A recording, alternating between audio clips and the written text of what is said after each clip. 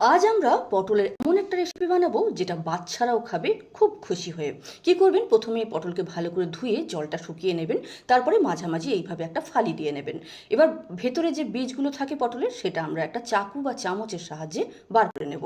তারপরে পটলের প্রত্যেকটা পিসকে আমরা এইভাবে খুব পাতলা পাতলা করে কেটে নেব। আমি যেভাবে দেখাচ্ছি সেভাবেই করবেন। পটলের ওপরের দিকটা কাটা হবে, কিন্তু নিচের দিকটা এইভাবে জোড়া থাকবে। এইভাবে আমরা পটলের প্রত্যেকটা পিসকে রেডি করে নেব।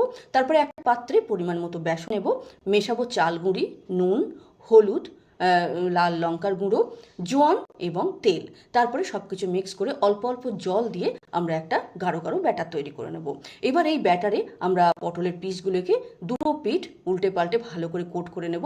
তারপরে মাঝারি আঁচে গরম তেলে আমরা লাল লাল করে ভেজে তুলব। এই কুরকুরে পটলকে আপনি চাটনি বা সস দিয়ে পরিবেশন করতে পারেন। আর এই কুরকুরে পটল কিন্তু বাচ্চারাও খায় খুব খুশি হয়ে।